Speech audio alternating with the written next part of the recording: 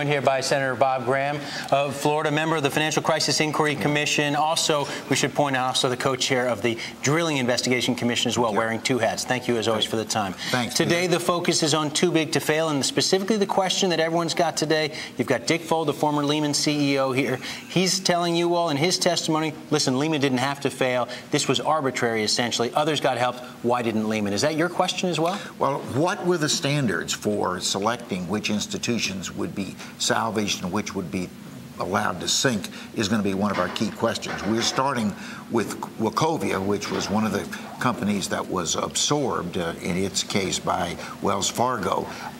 Why was an assisted salvation provided for Wachovia, and yet Lehman Brothers was allowed to disappear? Does it appear arbitrary to you? I know you're going to wait to hear some of this testimony. Let's hear the people who made those decisions explain what their systematic rationale was to decide who would be the survivors and who would pass into history. What do you make of Dick Fuld's contention? And he's maintained this for the last 2 years since Lehman's collapse.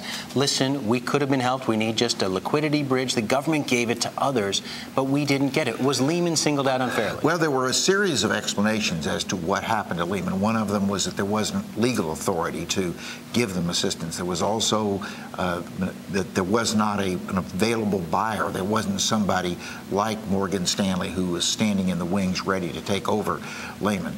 We'll know more about your question when we've heard from all sides of this issue and try to give a judgment as to, is some standard of too big to fail or maybe too critical a part of the financial community to fail?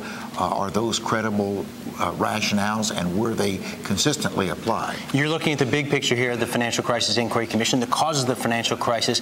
Are you all examining specifically the government's actions? Could this crisis have been averted or made less, not as bad, perhaps, if the government hadn't stepped in? Yeah, well, there were stages of this crisis. There was what I'd call the pre-September 2008 stage, where we were building up to what became the crash. Then there been a series of actions since September 2008. We're going to be looking at both sides of that divide. You said you're also looking at the Wachovia situation. You're going to hear from the former CEO, Bob Steele, who's also Undersecretary of the Treasury.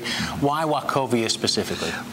We've been following a practice of picking a particular component of an industry and probing deeply at that on the basis that we can learn about the larger picture by learning the details of a specific case. Wachovia was a case that came along just after one of the major bank failures in the nation's history, if not the largest, Washington Mutual, which was taken over by Morgan Stanley. And the question was, why did we facilitate Washington Mutual? Why did we facilitate Wachovia but not Lehman Brothers? Maybe by probing deeply on two of those three, we'll get some better answers. I spoke to a Republican commissioner on the panel earlier, Doug Holtz-Aiken. I asked him about the process so far. You all have a December 15th deadline to come up with a report. There are some who question whether or not this entire endeavor has been worthwhile. What's your view from your perspective on the commission? At the end of the day, will this report be important? Will it matter?